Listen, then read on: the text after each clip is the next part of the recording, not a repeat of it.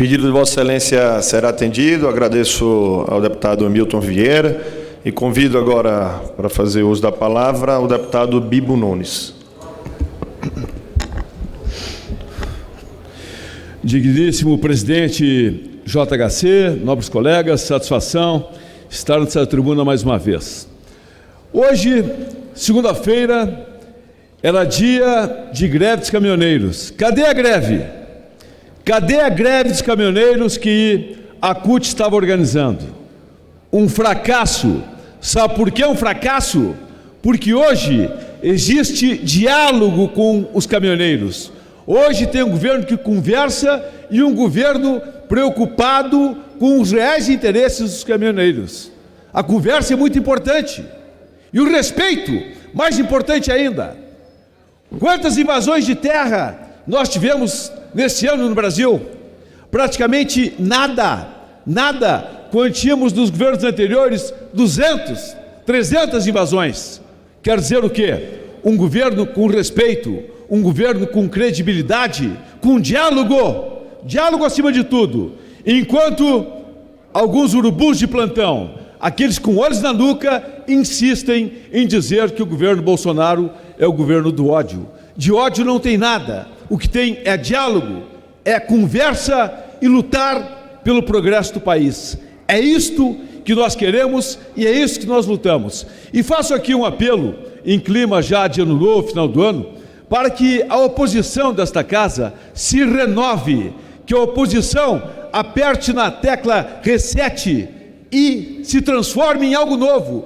Porque, sinceramente, eu estou sempre combatendo, eu sou um deputado de tribuna e não tenho mais combustível.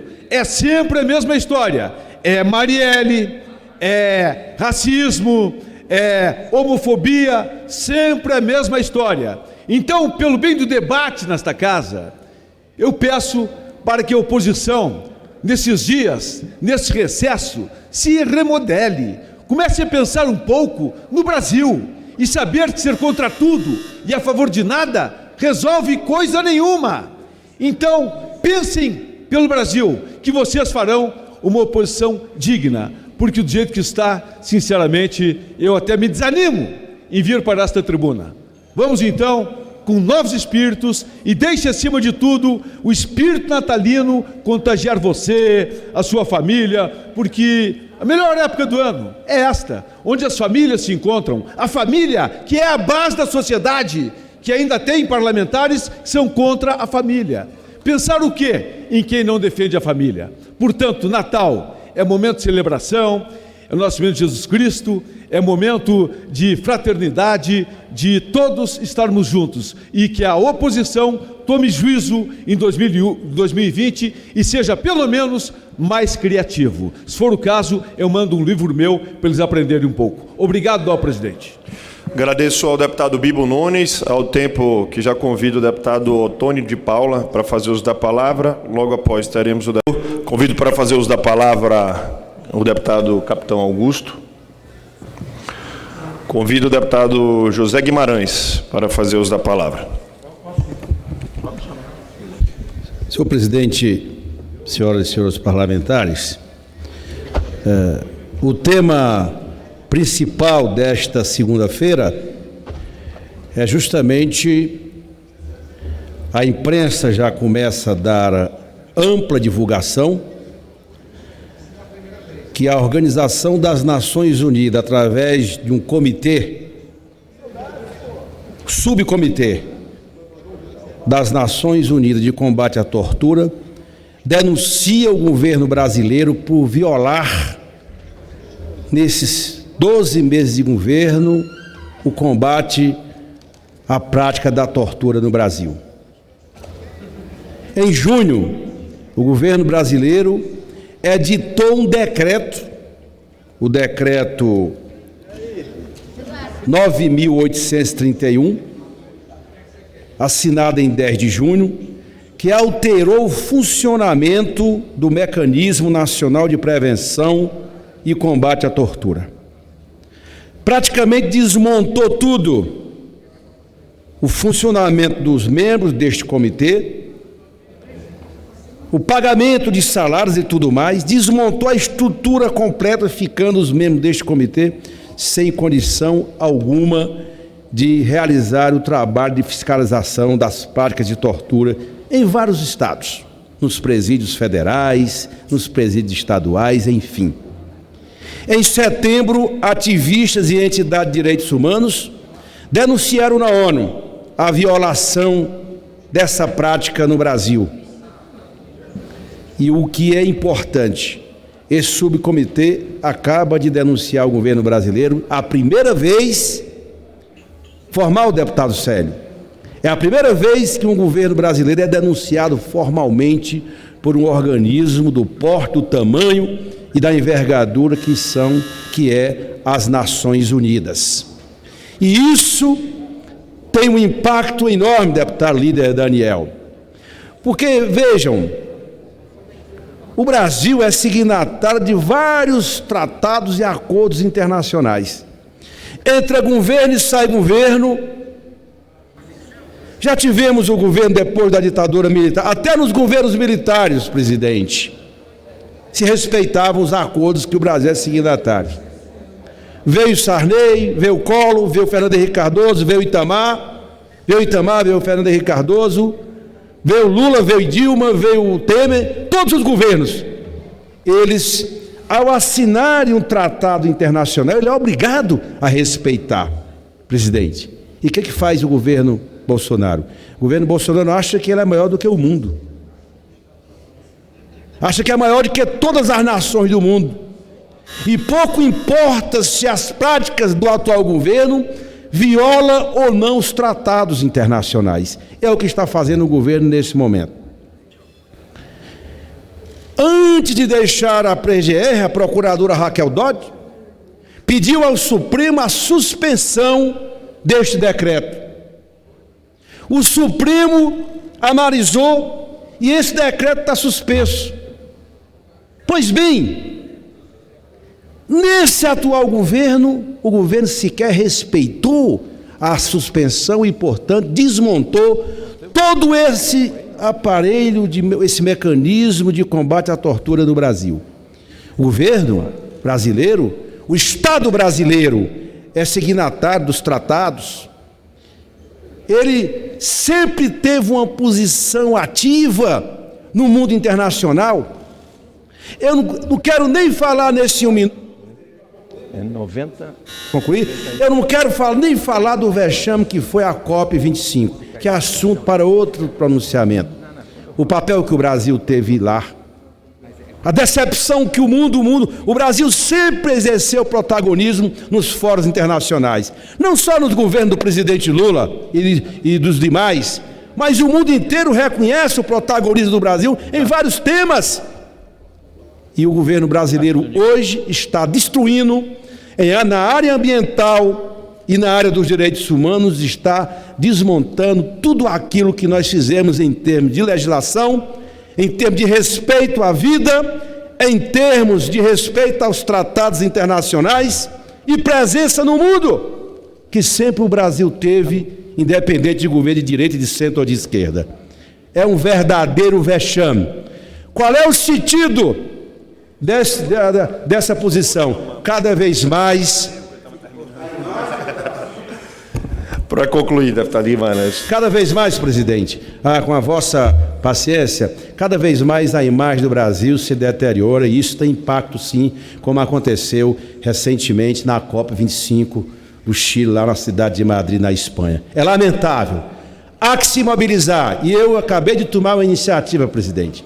Nós vamos apresentar um decreto, porque sequer respeitou a decisão do Supremo, o governo brasileiro, pelo que consta nos anais, essa decisão foi suspensa pelo Supremo Tribunal Federal, mas na prática o governo atual está desrespeitando e está executando o plano de desmonte desse mecanismo nacional. Nós vamos apresentar um PDL pedindo a sustação dos efeitos. A procuradora pediu a suspensão, mas o governo brasileiro não respeita e está em plena execução o desmonte desse mecanismo importante de combate à tortura no Brasil. Obrigado, senhor presidente. Agradeço ao deputado Guimarães e passo a palavra ao deputado Dacísio Perondi, já recuperando o seu tempo. Senhor presidente, senhoras e senhores... Digal. Falou com o João?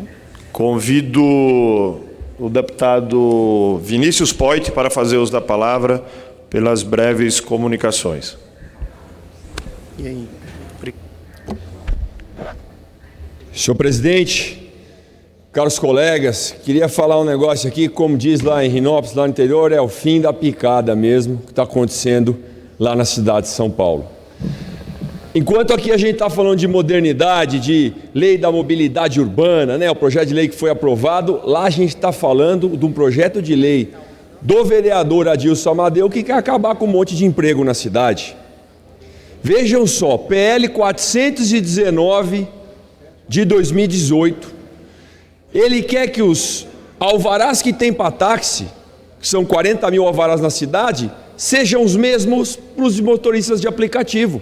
Ou seja, quem usar aplicativo, seja Uber, Cabify, 99, tem que ter alvará ilimitado ao número que tem os taxistas. Não dá, deputado. O deputado Paulo Eduardo Martins está aqui já reagindo à reação que é do povo.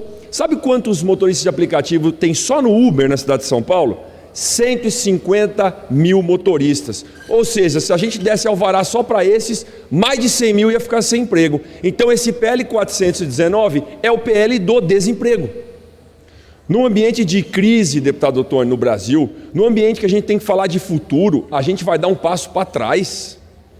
A gente vai falar de um PL para limitar o alvará, que não pode entrar carro com placa de outro estado, de outra cidade, na região da Grande São Paulo, ou Cabrete, São Bernardo, Osasco, Guarulhos, Diadema, não pode entrar em São Paulo, porque senão prende o carro do cara.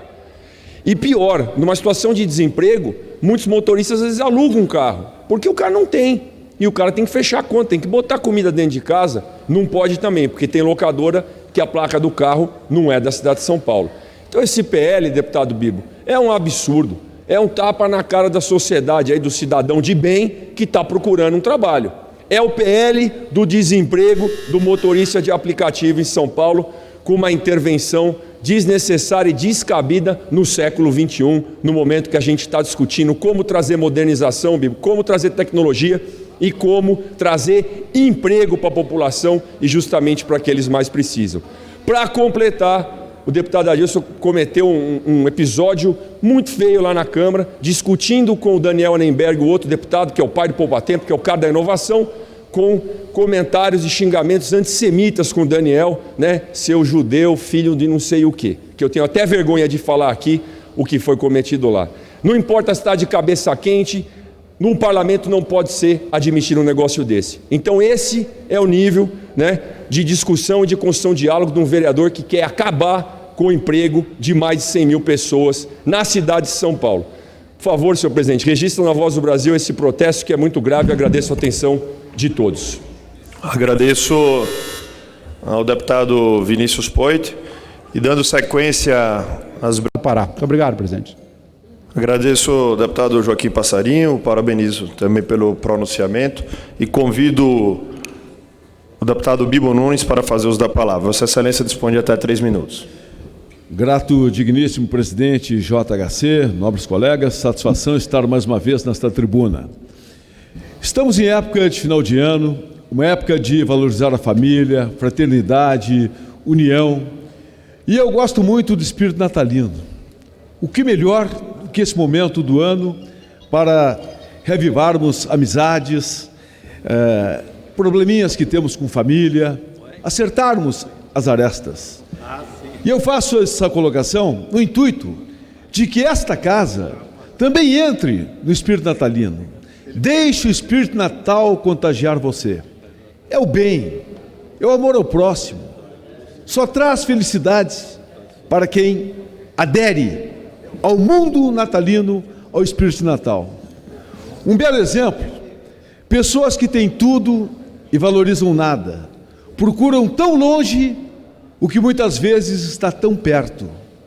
Eu, nos meus programas de televisão no Rio Grande do Sul, todos os anos eu pego as cartinhas dos Correios, onde as crianças pobres fazem seus pedidos. Tem criança que o sonho dela é ganhar um panetone no Natal. Outras crianças pedem para o Papai Noel lápis e caderno para irem à escola. Esse é o sonho de uma criança carente, uma criança que não tem condições. E pessoas que têm tanto e não valorizam. Então colabore, dê um panetone para a criança, dê uma alimentação, uma cesta básica, divida o que você tem, que esse momento é muito importante. E o que você recebe em volta, quando dá para uma criança pobre e carente, um panetone, ela lhe responde com uma lágrima de gratidão. E não há presente melhor para quem tem Deus no coração, para quem tem espírito natalino, receber uma lágrima de gratidão, uma lágrima que vem com amor. E com certeza você terá muito mais e fará com que as pessoas que não tenham também possam ter. Deixe o Espírito Natal contagiar você. E que nesta casa nós também tenhamos esse espírito durante o ano 2020. Sem oposição contra tudo e a favor de nada. Quanto pior, melhor. Não. Vamos pensar no melhor para o Brasil. Qualquer proposta que tenha do PT, PC do B, sendo boa para o Brasil, conte comigo. Temos que acabar com essa política antiga, superada, onde só atuam nessa política antiga raposas felpudas, ou então urubus de plantão com olhos na nuca. Tchau para eles. Novos tempos estão chegando. Feliz Natal desde já, bom 2020 e que essa casa receba o espírito natalino para o bem de todos. Muito obrigado, senhor presidente. Agradeço ao deputado Bibo Nunes. Convido